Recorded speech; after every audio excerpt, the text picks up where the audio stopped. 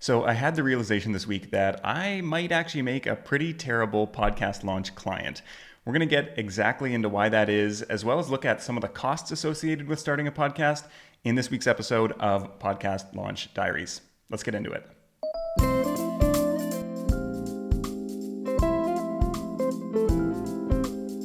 Hey everyone, Jeremy here, and we are back for week 9 of Podcast Launch Diaries. And like I mentioned off the start, I had some realizations this week about why I might not be the best podcast launch client. We're going to get into that a little bit later in this episode. But first, like always, let's jump into the time tracking count of what I got up to last week. And if we jump in over here into Toggle, we can see that this was a hefty week of work when it comes to the podcast launch. 23 hours, over 23 hours of work put into launching this podcast, which I don't even know what that brings the total up to. Let's have a look here. So we're over 100, almost 135 hours. So that is a lot of time that has gone into launching this show. And like we talked about last week a little bit, this is a fairly in-depth, I wouldn't say over-the-top launch. Depending on where you're at as an indie podcaster, this is probably way more work than might make sense for you to do. But because for me, it's a bit of a showcase of the business and some of my goals around it, it does feel like necessary work to put in this much effort. So let's jump back to looking at what I got up to this specific week here. And you can see that most of the time was spent on interview prep here. That was the largest chunk. And then solo episode planning. So we're going to talk a little bit about my process for planning out these solo episodes in a minute here. But this was for 2 different episodes. And I've kind of, like I said, we'll get into this in a second, but I've kind of taken a hybrid scripting to free flow approach. And so I'll share a little bit about my kind of planning process there in a second. I finished recording the teaser episode. So like I shared in last week's episode, I had a bunch of stuff chopped up from the interviews and placed and in the teaser episode, at least a little bit there, but I still had just a rough cut of what I wanted to say. And so now I've actually gone through and recorded all the actual narration and voiceover stuff from myself for that episode. So that episode is finished, although I'm even thinking about redoing it because there are a few things I'd like to tweak. So we'll see. Next week, there will be an update and next week I actually need to submit the episode to all the different podcast directories for approval, so it just needs to be done soon. So we'll see if I actually get around to making those updates and re-recording some of that voiceover or not. But right now it is tentatively finished. We had more episode prep, lots of episode prep this week. Did have 2 interviews this week and another one that postponed because they had some sound issues, which I appreciate. In just where they were staying, there was a lot of ambient noise. So that I'm actually happy to postpone that till it's going to sound better next month, I think. And then next week, I think I have 3 or even 4 interviews. So lots of prep going to be happening for those as well. Other than that, the teaser episode scripting took almost 2 hours to do. Just that 3 minutes of audio scripting can always take a long time. And something that I found actually is that I think that this differs from person to person. But for me, I tried to just speak out what I had in my mind and try to get it right on the fly. And finally, after half an hour of that, I was just like, okay, I'm just going to write it all down. And of course, I wrote it down in 5 minutes and then could just, nail it in a couple takes. So for me, that is definitely the way to go, is actually writing that out. And I think the more practice you get with voiceovers and recording those types of episodes, if you are someone who needs to have that structure of scripting, one of the challenges can be it often sounds read. And there are some people who I love their writing, and then I've listened to their podcast and it's basically them reading and it just sounds unnatural. So I think that that's something to be aware of if you are going the scripting route, is to make sure that you're still adding in pauses and inflection in your voice, that it's not just like you're just reading a book basically, and you are adding some of that liveliness kind of to the performance almost of your read of the script. And then I spent another hour polishing off that first Abel James episode, which is now pretty much finished. I just need to insert one ad into it, which I can now do because I do have it was for my lead magnet and I didn't have the title and address, web address ready for it, but now I do. So I can record that ad and finish that episode off. And I've submitted that one to my show notes writer, who is coming up with the notes as we speak. And so things are kind of moving there. and then just some Podcast Launch Diary stuff and follow up with guests to get some next steps from them. So that is kind of where all the time went this week. And yes, definitely a hefty week. This probably is the most time I've spent on the podcast in one single week so far. I imagine that might go up these final few weeks leading up to the launch. If we jump over into Asana here and we can look at some of the goals from last week. So record and produce the first 3 solo episodes. So I got 2 of these done and I'm okay with that. I'm gonna call that complete. And like I said, in a minute here, we will talk about that exact process of how I went about doing that. I did not script the lead magnet videos, did not record them. I have this laid out, so I have a rough outline. And actually the lead magnet is a more in-depth video version of one of these first 2 solo episodes that I did. So a lot of it actually is scripted, but there's just a few more sections that are kind of an addition to that that I need to actually script out. And I do need to create slides and all those things and record it for that lead magnet. I'm actually kind of thinking now what I'm going to do with this. I was hoping to have this ready for launch, but because of the crunch of things, the time crunch, and all the things that are maybe a little bit more important for the launch, I'm thinking of maybe pushing this lead magnet back just a little bit and saying, in these first few episodes that go live, like, okay, I'm going to be releasing this. You can sign up for the wait list here and then get it. And I think it's something that's valuable enough that people are going to actually want to sign up for that wait list, and that's going to get some email addresses that way. And that'll just buy me some more time to actually get this done, because I do want this lead magnet to be pretty high production quality and really valuable to people. So I do want to give it the time that it needs to be, something that people actually want. So that I did not get to, and I did not get to repurposing content, and I chipped away at a little bit more of this. So that's kind of just an ongoing process. So yeah, most of the time this week was more interview prep and then working on the actual production of the episodes, which is just, I mean, I know how long it takes to produce episodes, so I should not be underestimating that time investment every week, and yet I am. And so that is something that I think I am definitely learning my lesson, and has played into some of the decisions that we're going to talk about later in this episode, and some of the reasons why I am potentially a very poor client for a podcast launch, and would probably drive myself crazy if I had hired myself. All right, so let's jump over to look at some of this episode scripting that I've done for the solo episodes. And one of the things with solo episodes, I know I've talked about this before, is I find that they're really, really, really useful if you are using your podcast to try and sell a service, especially if you're like a service provider yourself, like a coach or consultant or something like that. Solo episodes really, really do a good job of establishing you as an authority in the space and showing your listeners that you know what you're talking about, and helping them get a bit of a sense of what it would be like to work with you and how your thought processes work.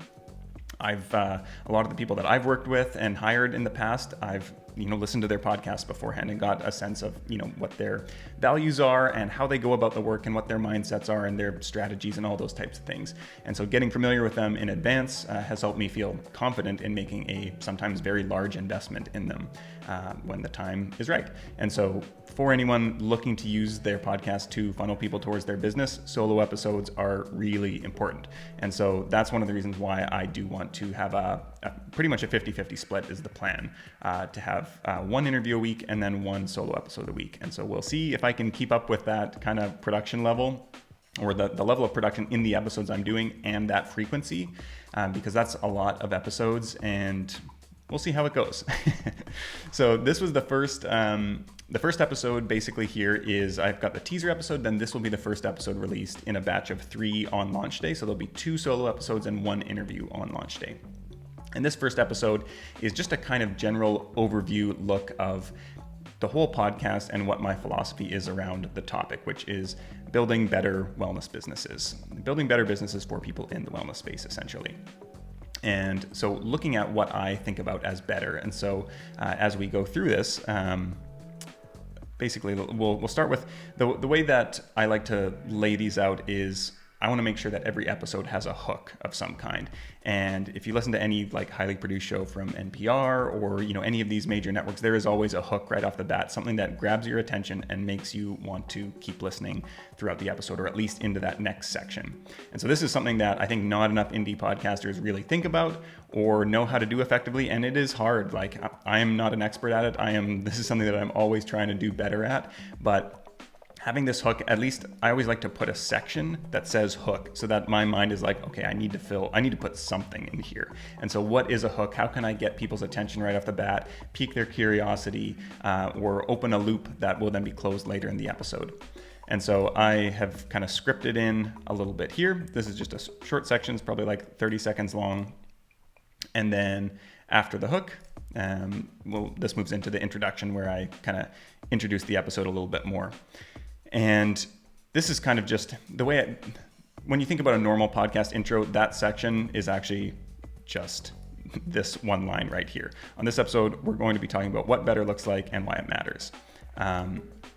And so that's a really small intro. And so really, I'm not a fan of long intros really. And my intros for guest episodes will be a bit longer. Those would be maybe 2 to 3 minutes long. And those would have a bunch of clips from the episode throughout. And those kind of provide a hook. And we talked about this more in the previous episode of Podcast Launch Diaries. So you can check that out if you're interested in learning more about, hooks and how to maybe structure those, especially for interviews. But this intro is more just set up for the entire episode where it's giving some context and then talking about some of the main categories that I'll talk about on the episode. And so for me, related to this podcast, when I'm talking about building better businesses and what that looks like, and that's what this episode is about, that was kind of come down to 3 categories that I wanted to talk about is businesses that serve ourselves, and then what better businesses themselves looks like, and then how those better businesses serve our communities.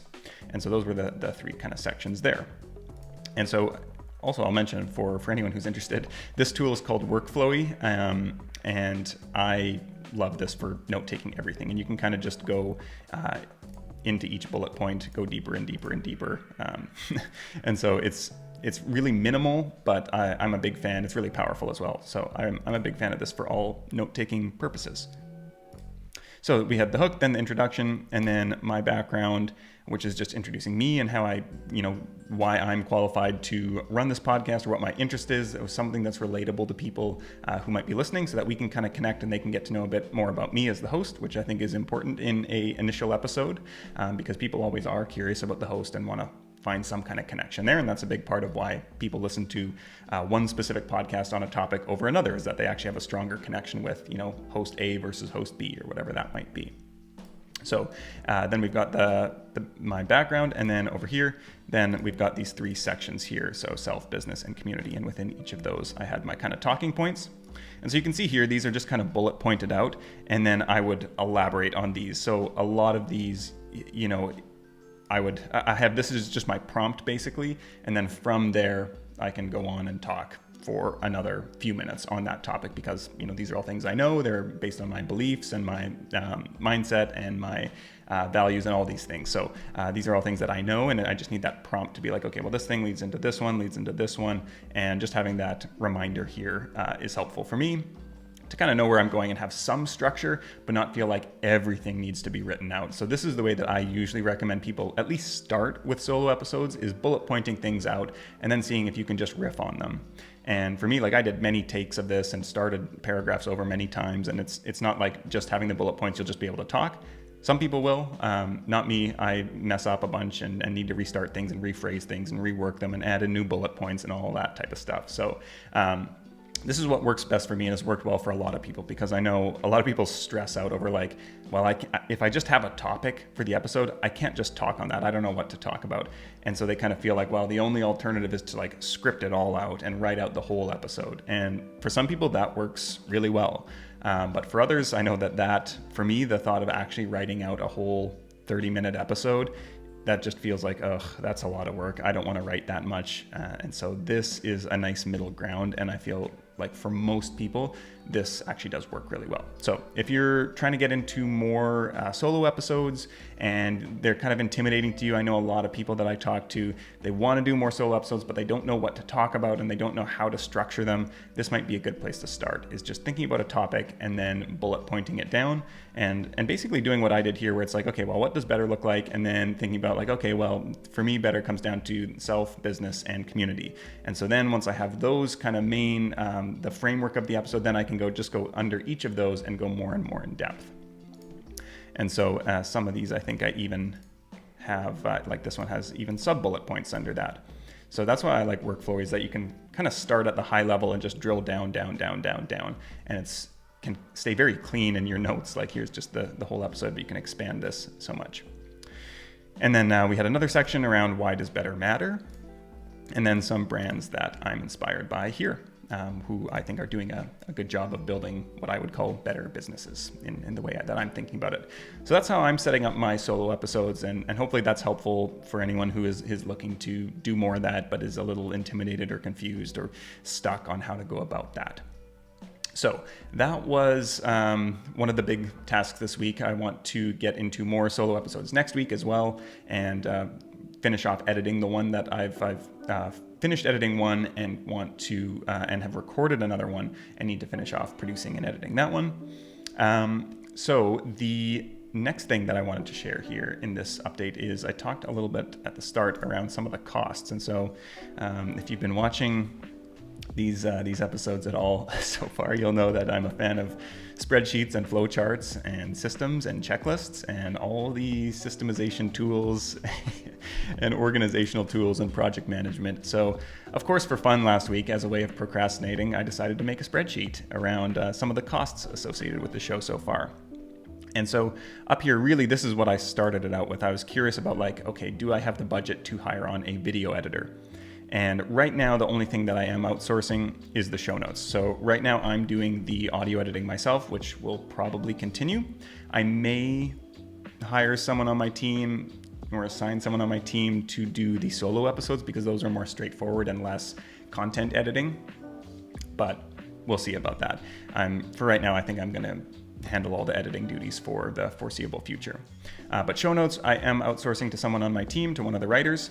And video editing, I'm thinking about, and we'll see about the admin, setting things up on the back end on WordPress and on the podcast host and all that kind of stuff. I'm going to do that all for the first number of episodes, but that's probably something that I will hand off in the future. And so these are just kind of rough estimates of the costs, what it might be per episode. And I think the way that I'm thinking of video editing is I would have a bunch of quotes already. When I go through the episode and edit it audio-wise, I would have a bunch of quotes that I've flagged that I would then just send to the video editor and say, hey, can you just find the timestamps for these in the transcript and cut those out? And if we have an intro and outro to the video or something like that, then just add that on there as well. So that's kind of how I'm thinking about the video editing side of things. And we'll see. So this is some rough costs. Then down here in the tools, we have a bunch of tools that I use for the podcast, and down here we have all the subtotals of everything. And this is on a monthly basis. This is a per episode basis, and these are the rest are, well, these two are per month. These are one-time costs for equipment here. But so as you can see, all of these tools, most of them are online tools, add up to almost $300 a month. Now, a lot of these I am using anyway. They're kind of like, I'm not buying anything new for the podcast other than website hosting, and this will actually be more because I'm looking to upgrade that. That's probably going to be more like $25 a month. Podcast hosting, transcripts. So I guess the transcripts we're already using for a bunch of our clients. It's like a one-time monthly fee for otter.ai, which I shared about last week. And so that's something we're already using. Podcast hosting and website hosting will be new expenses, but I think pretty much everything else is tools that I'm already using. And so I'm actually not paying any more for this for the podcast. But if you are starting a show on your own, these are some of the things that you might, have to factor in. So ConvertKit for email marketing. I do a ton of automations, which, saves a ton of time. And so that's a really useful expense for me. Asana for project management, that I don't know why I have as 10, but that should probably be more like 50. And G Suite, which is Google Docs, the spreadsheet, all that kind of stuff for file management and all that. And again, that's something that I'm already paying for. Typeform, which I use for surveys, and I'm a huge survey nerd, and that's another way I like to procrastinate, is making surveys and making people do them. So that's something that I have a lot of fun with and use a lot in my business as well. So there's also, for a lot of these, actually, there are free or cheaper alternatives, and a lot of these are just things that I feel like the efficiency is worth paying for, or I use more than the free version allows for, or those types of things. But for a lot of these, you can get cheaper or free versions. But as you can see, like this adds up quite a bit, almost $350 a month for all these tools. And so, yeah, that's something to think about. I think not a lot of people all recognize the costs that go into starting a podcast. You can do it really cheaply, for sure. 100% you can do this much cheaper than I'm doing it. And again, a lot of these tools I'm already paying for and using for all our clients. So it's a bit of a different kind of setup there. And so if we're looking at right here, the show notes, video editing, and admin, once I have all those in there, that's looking at a $500 a month cost for kind of production costs. And at some point, I would love to have a social media manager of some kind, whether that's someone on my team already who's helping out in some way, or whether that's bringing on either an agency or someone new. So that's something that would add a significant cost as well. But for right now, I'm kind of looking at just keeping it as the show notes for now, which you can see is just over $250 a month for the show notes, which the way I'm having them do it is, and I've shared my show notes template in a previous episode here, is they're going to be creating a lot of actually social content and captions and all these things that are going to help me promote the podcast. So that's why it's actually more expensive than you might expect from just outsourcing simple show notes or something like that. One of the other things, and we talk about this in the podcast, this new podcast that I'm launching, Build a Better Wellness Biz, is like, I'm also a believer of paying a living wage. So people who work for me, I want to make sure that I'm paying them a wage that they can actually live on, and that is a value of mine. And so not hiring someone for $10 an hour or something like that. Usually the minimum is a baseline of $20 an hour for people that I've hired so far. And so just thinking about like being responsible as a business owner and actually paying people who are good at what they do and paying them fairly for that. And so that's something that I really care about with this work that I do in the agency that I build and the people that I work with as well, in terms of clients and team members and all of that. So that is definitely a value there. So that obviously drives the costs up, and that's something that I'm happy to do in most cases because I feel like it's worth it. And the finished product is often better as well. So that can add to costs. That's not a value of everyone, and I know that and understand that. And especially when you're on a budget, I think it's understandable to get what you can. And if somebody's willing to do the work sometimes for cheaper, I'm not going to say that you shouldn't do that. But for me personally, I know that is a value of mine, and so I do want to honor that, and not saying that that's a value for everyone. So then over here we have. These are some gear costs. And so this is stuff, again, that I already all owned. I didn't need to put out any money for any of this stuff, but we've got my microphone here, the Shure SM7B, the Zoom H4n Pro, which I use as an interface while I'm traveling. I have like a big interface at home, but obviously I'm not going to take that with me as I'm traveling all over the world. The Zoom is much more portable. The Elgato Air is my light that I have here for video stuff. And so I use that because I do record video for all the podcast episodes. And mostly I'm not going to post that on YouTube, but I am going to post clips, just cut out those clips. That's what the video editor is going to do. Cut out those clips and use that for social promo. So I do want to have decent lighting for the interviews. And then the Logitech camera that I'm using right here. And then just, general hard drive, headphones, stuff like that. And so that's kind of some of the costs here that you can see. And then this total down here is the combination of production costs and these online tools. And so that $820 a month is not necessarily cheap to produce the podcast by any means. And obviously for me, one of the goals is to bring in business. And so I'm hopeful that we will be getting much more than this in return. And it might take 6 months to a year to start making that back, but that's the ultimate goal. And so I think that in the long run, it will be a worthwhile investment. And really, it's all an experiment. We'll see how it goes. And I have the budget to, say, if I don't get this back, if I do this for 6 months or a year, and it's just not working out, it's not driving results, I'm okay to say like, okay, well, it was worth a shot, and probably I've made a bunch of new connections anyway. So I would just I wanted to share this because, again, you can do this cheaper than I'm doing it, but there are a lot of hidden costs to producing a podcast that sounds great in terms of audio equipment and the tools you use online and how you record things.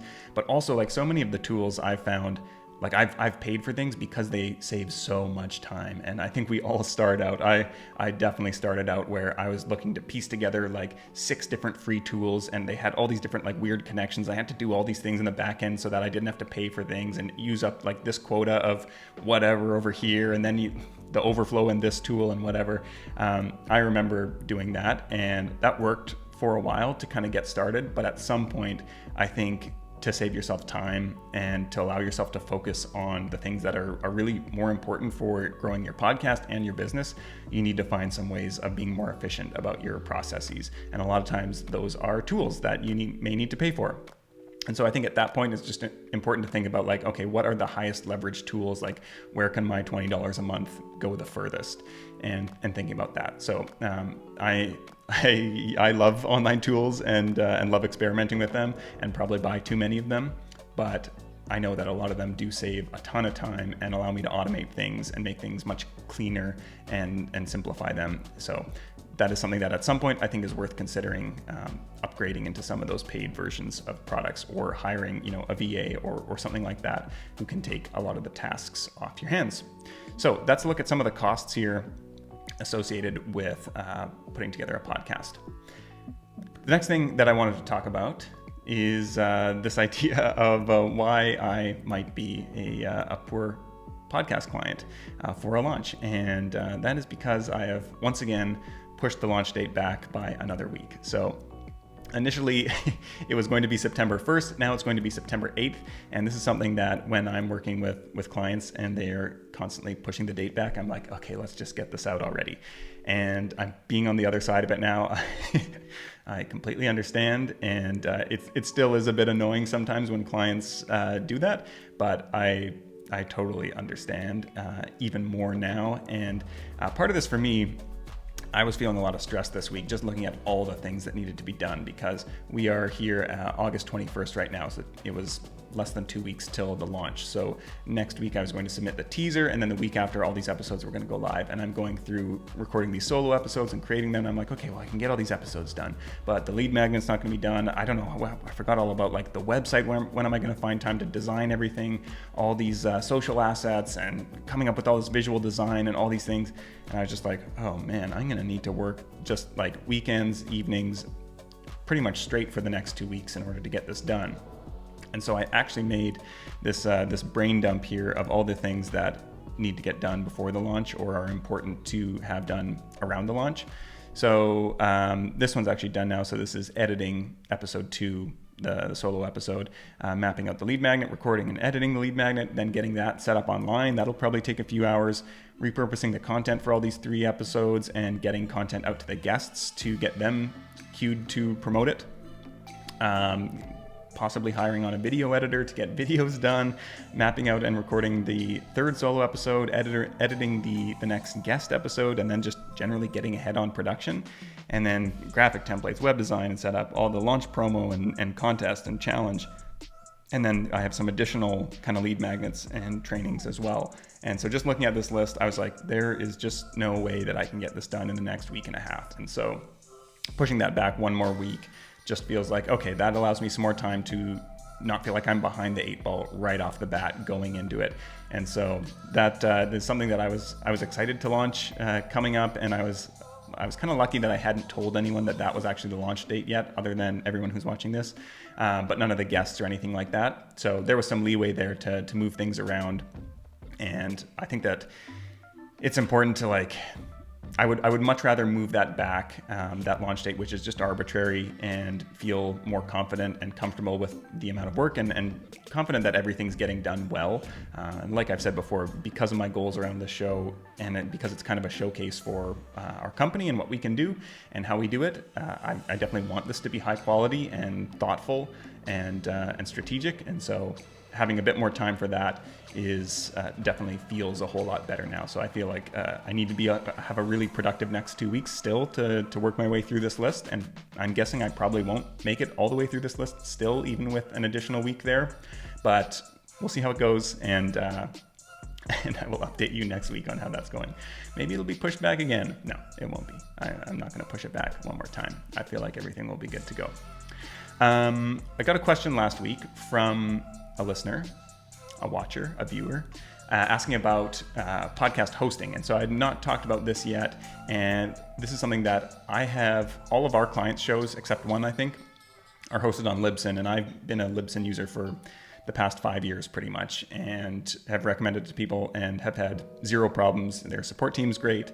And no problems at all with Libsyn, but they are one of the older platforms, and I am just curious. There are so many new hosting platforms out there that I've just been curious about what else is out there, and I've been kind of wanting to use this show as a way to experiment and see like, okay, I'm always recommending Libsyn, and I have used them and I do like them, but is there something that's better out there? Because, all these new hosting companies are coming out and they all have all these new features that they promote. And so I'm kind of curious, like, are any of these any better, or what's the deal here?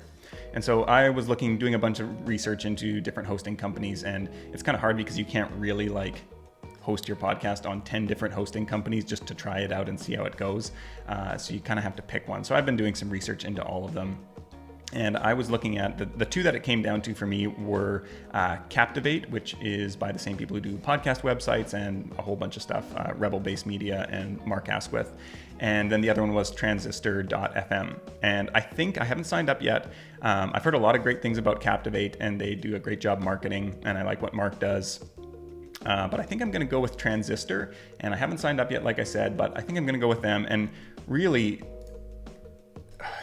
when I'm thinking about podcast hosting companies, I feel like they're pretty much all commodities. Like they're all going to do the same job for you. And yeah, their analytics might be a little better on one platform versus another, but I don't really care about the analytics a ton. That's not something that I'm going to track super closely and make decisions from. To some extent, yes, but for me, it's more about the relationships a lot of times with the guests. And I know I've written blog posts about this before, that the real metrics that are worth tracking are like audience interaction. So like, regardless of how many downloads you get, like how many people are sending you emails on a week-to-week basis or interacting with you on social or those types of things. And if you have 10,000 downloads an episode, but zero interaction outside of that, I would take 100 downloads with 5 people emailing me every week talking about the episode or tweeting at me or interacting on Facebook group over those 10,000 downloads. And that may partly be related to the goals of my show. I'm not looking to get sponsors or anything like that, which might call for higher download numbers, but those are the metrics that I think are actually worth tracking, is those personal interactions with your audience. So metrics for me aren't a huge thing. And so one of the reasons that really I decided to go with Transistor is just because, for one, I like one of the co-founders, Justin Jackson. I follow him on Twitter, and I've followed a lot of what he's done, and I've always just really liked just how his thought process and his mindset and his views. And then the other thing is, when I came to their website and I was scrolling through, and one of the first things here, the Black Lives Matter, we stand against racism, they have a post on this here. And this is just something that I thought, oh, well, I looked at a bunch of other websites, and like, this is what my podcast is all about, in a sense, is that building businesses that are about more than just the product. And so having that here, and so prominently, and then the other thing is having that they're a 1% for the planet, which is another cause that I'm a big fan of. And so I was like, okay, this is a company that I can get behind, that a company that has the same values as I do. And especially with this podcast, which is talking all about these issues of taking a stand on things that have nothing to do with your product or service. And so seeing those things, for me, I was like, oh yeah, this is a company that believes the same things I do. I want to support them. And hearing good things about people who I know who are hosted with them and have had interaction with their support. And again, like I said, following Justin on Twitter and elsewhere online, I think that stuff matters. And I think that it is going to matter more and more and more. And that companies who do not take a public stand on issues are going to face backlash. And so that's what we're going to be talking a lot about in the podcast. And that's something that I really believe about my company. And I want to run a company where we support these types of causes too. We do monthly donations to a couple different charities. Charity Water for one, and which I'm a huge fan of, and everyone should definitely check out. And then Operation Underground Railroad, which is a anti-human trafficking organization. So those are two that we make monthly contributions to. And so I'm just a huge fan of companies who actually think about more than the bottom line and are taking a stand for issues in the world that they believe in, whatever those issues are. So that is really I do believe that most podcast hosting sites, they are a commodity. They're all going to do the same job for you. So that kind of stuff then matters when they are putting their beliefs and values out there publicly for me. And again, not everybody's going to care about that, but for me, that's what came down to my decision. So just wanted to be clear about that. I don't think Transistor's like miles better than any other company. They look like they are great. They have some interesting features about hosting multiple shows as well, which was another thing that piqued my curiosity, because we could potentially host some of our client shows on here as well and save them money. So that's something that I'm curious about exploring a little bit. But when it comes down to it, looking at all the podcast hosting sites, they're all pretty similar. And I don't think you can really go wrong with any podcast hosting company out there today. They're all going to get the job done for you and get your podcast out to all the different platforms. They're probably all going to make it really easy to get them initially submitted to the different platforms. The analytics will be probably pretty good on any podcast hosting platform out there. So do not agonize over that decision by any means. Like, make a decision and go with it, and you'll be fine. So that's my thoughts on podcast hosting. All right. That is it for the recap of this week. If we jump over to next week's goals here. So we've got set up podcast hosting, probably most likely on Transistor. Script and record the lead magnet videos. So like I said, that's kind of scripted because the lead magnet is just a continuation of the one podcast episode. And we'll see, this one I should actually move down in the order because like I said, I may just leave this as a wait list. And so people can sign up for the wait list and it'll be live in a few weeks after the podcast launches. We'll see about that. Set up the website. So next week I do, especially once the first show notes are done for the episode, I want to get at least a template of how the show notes are going to look, how that's all going to be displayed, and see about that. That I'm a little worried that there could be a lot of time that goes into that I'm not really accounting for. So we'll see how that goes, and maybe that'll be something that evolves more over time, and we'll get a rough version up first, and then that will continue to be refined and improved as we go on. And then repurposing content for initial episodes. So this might come down to hiring a video editor. I might do that myself for the first episode, but again, looking at the time that I have and the content that I want to take out of it, I'm kind of thinking that I probably just want to hire someone and have them do it, because I'm not a great video editor. I'm pretty slow. I don't know what I'm doing. I don't know the keyboard hotkeys. So better to let somebody who actually knows what they're doing and can do a better job of it do it than me. So those are the goals for next week. And then these again are kind of like, I did do some research on challenges, so actually we can check that one off from the previous week. But looking into how to implement that, if I'm going to do that, there just feels like a lot to do. So I feel like this coming week is just put my head down and churn through that list of all the things that need to be done leading up to the podcast launch. So thank you so much for the couple of people, Christian and Jonathan, who left comments on the last video. And so the one was about the podcast hosting, and Christian also made a comment about the audio mixing of the teaser. And the one that I shared in the last episode, I had done zero mixing to that. So that was just a very, very rough cut together. And Jonathan also left a comment about the length of the teaser episode, which it's about 3 minutes long, maybe a little over, which is right where I like teaser episodes to be. I know some people do like shorter teaser episodes. Some do longer. I think I get a bit skeptical of when anything gets close to the 5-minute mark. I feel like that's really too long a teaser episode, but I usually aim for like 2 to 3.5 minutes for teaser episodes. That may be a personal preference, and it might be down to the narration and anything that goes in the teaser episode as well, based on whether it feels long or short. But thank you guys for leaving comments. If you have a comment or question about anything in this episode of Podcast Launch Diaries or anything else, whether that's related to costs or more podcast hosting questions or scripting solo episodes or anything else we talked about, please leave that in the video comments below, in the comments below this video, and I will be happy to answer that on the next episode, as well as leave a reply in the comments as well. So until next week, take it easy, and I will see you there. Bye.